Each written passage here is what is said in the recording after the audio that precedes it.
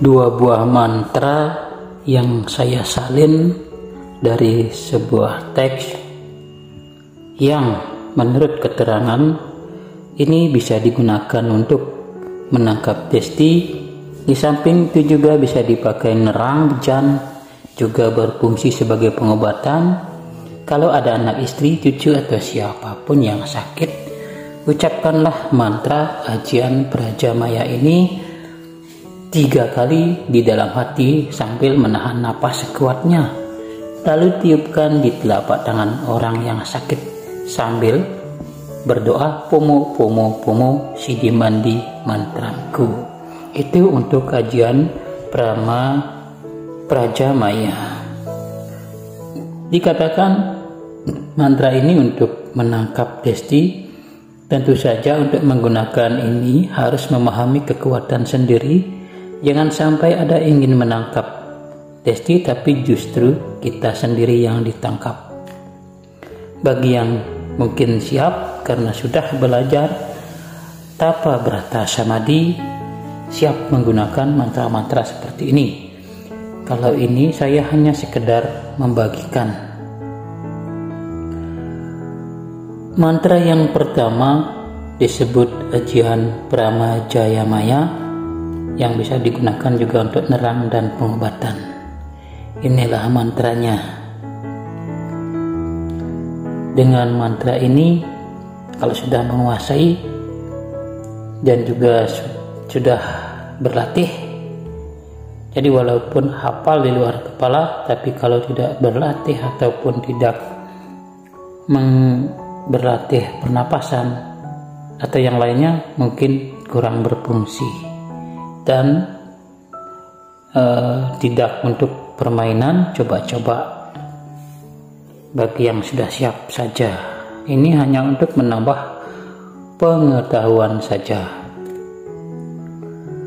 Yang kedua disebut dalam teks ini namanya Aji Bayu Anoman. Mantra ini digunakan untuk menangkap desti. Tidak seperti yang tadi bisa digunakan untuk mengobati, ini hanya untuk penangkal desti.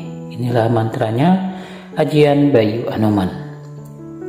Untuk diketahui bahwa Tapa Brata Samadhi atau puasa itu adalah membawa gelombang otak kita turun ke gelombang alfa, ke alam bawah sadar. Jika kita sudah memunculkan kekuatan alam bawah sadar, di situ kita trans.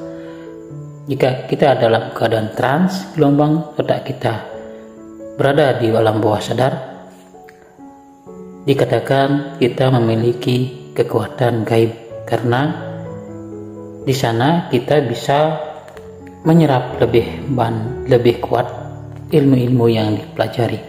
Itulah kenapa ilmu tradisional itu ada puasa, latihan, dan samadhi atau meditasi. Karena meditasi dan samadhi juga membawa gelombang otak turun ke gelombang trans atau gelombang alfa. Kita dalam gelombang trans atau gelombang alfa, semuanya orang akan mengalami kebatinan. Jadi untuk diketahui, karena basic saya di fisik energi, hipnoterapi, jadi gelombang otak alfa bawah sadar itu membawa kita ke kondisi trans, sehingga kita menjadi lebih kuat, lebih manjur dalam mempelajari sesuatu. Dalam ilmu hipnotis, menahan dan mengeluarkan itu kita berada dalam keadaan trans atau alam bawah sadar. Seperti menahan kencing, menahan lapar, itu kita berada dalam trans atau terhipnotis. Pada saat itulah kita melakukan menghayal, biasanya sering terjadi. Sehingga kadang-kadang dalam kondisi di kamar mandi sering mendapat inspirasi, karena pada saat itu kita berada dalam keadaan trans. Jadi sebuah ilmu tradisional akan lebih manjur dipelajari jika sudah berlatih. Tapa Brata Samadhi. atau ritual-ritual yang lain seperti menggunakan sarana itu untuk menguatkan keyakinan alam bawah sadar kita. Jadi itulah dua mantra yang disebut dengan mantra penolak penangkat besti yang juga bisa digunakan untuk keperluan yang lain.